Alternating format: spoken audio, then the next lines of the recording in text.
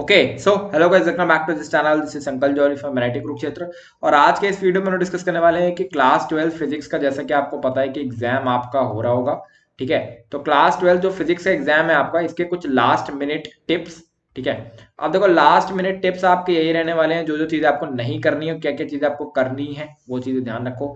सबसे पहली चीज यार, ठीक है, सबसे पहली चीज, कोई भी सवाल आप अटेम्प्ट करोगे, कोई भी सवाल आप अटेम्प्ट करोगे, तो उस अटेम्प्टेड क्वेश्चन को जितना ज्यादा आप एक्सप्लेन कर सकते हो उतना ज्यादा एक्सप्लेन करना।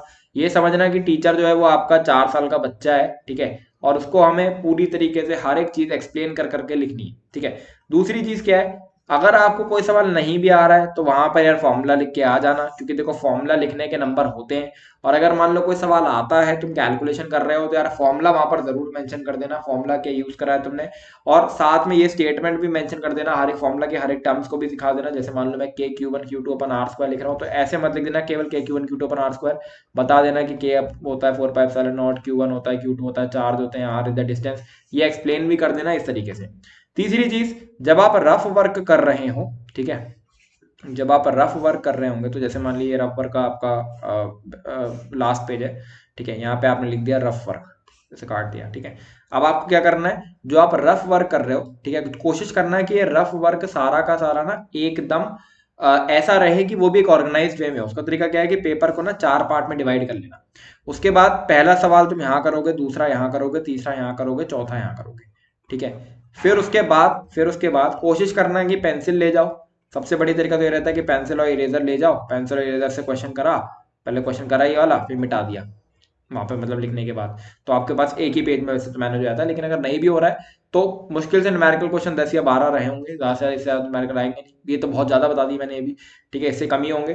तो फिर आपका 2-3 पेज का खर्चा होगा, लेकिन होगा क्या, क्या फिर ऑर्गेनाइज्ड वे में कर सकते हो। जैसे मान लो तुमने क्वेश्चन यहाँ तक सॉल्व करा था दूसरा वाला, तो उसकी स्पेस छोड़ दो बाकी की। ठीक है, ताकि अगली बार जब आप आओगे ना, तो फिर यहाँ से ही सवाल आप उठा सकते हो।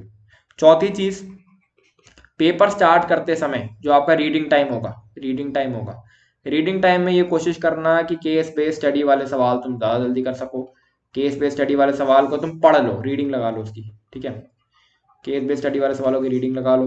प्लस जो आपके वाले क्वेश्चंस हैं, जैसे मान लो मैं कहता हूँ कि मान लो तुम्हारे जो वो आने वाली है, क्या कहते हैं, असर्शन रीजन आने वाले हैं, ठीक है, तो उसकी भी रीडिंग लगा लेना, असर्शन रीजन की। ठीक है, तो जो रीडिंग लगाना है ना, रीडिंग टाइम में कोशिश करना है कि केस बेस्ड स्टडी के हम रीजन निकाल लें, साथ में असर्शन रीजन की रीडिंग लगा लें, फटाफट से इसके आंसर ढूंढ लें और एमसीक्यूज के आंसर ढूंढ लें। फिर जैसे ही हमारा पेपर स्टार्ट हो, भैया 1 2 3 4 एमसीक्यू करते चले जाओ लाइन से, और असर्शन रीजन करते चले जाओ। ये दोनों ही चीजें फटाफट से निपटा लो पहले 20-25 मिनट के अंदर।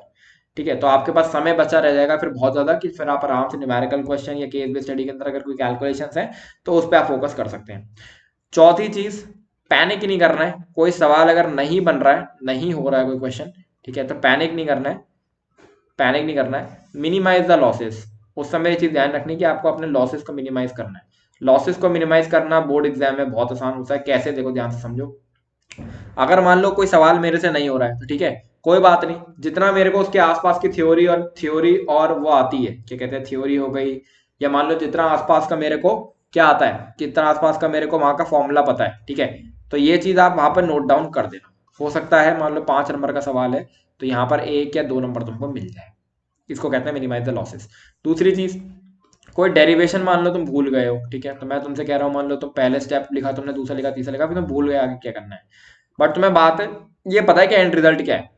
तो एक काम करना, एंड रिजल्ट लिख देना, एंड रिजल्ट से जस्ट ऊपर ना एंड रिजल्ट को ही बैक ट्रैक करके 1-2 स्टेप और लिख देना।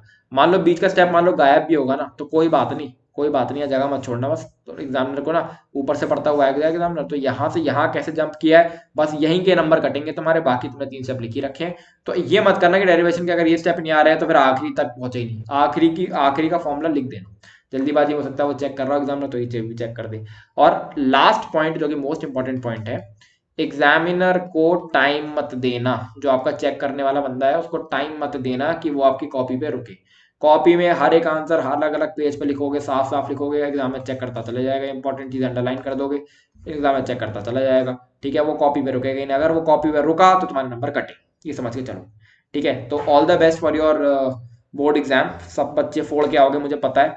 और अच्छे से करके आना। बाकी तुमने पढ़ाई कर रखी है मुझे पता है, और वैसे भी इलेक्ट्रोस्टैट्स हो गया, इलेक्ट्रिसिटी, मैग्नेटिज्म, ये सब तुम्हारी जिंदगी में कहीं काम नहीं आने वाले। बस ये तुम्हारा मेंटल टेम्परामेंट चेक करते हैं, तो अच्छे टेम्परामेंट से जाओगे, एग्जाम फोड़ के आओगे। All the best from my side, this is all संगत गौरी साइनिंग ऑफ।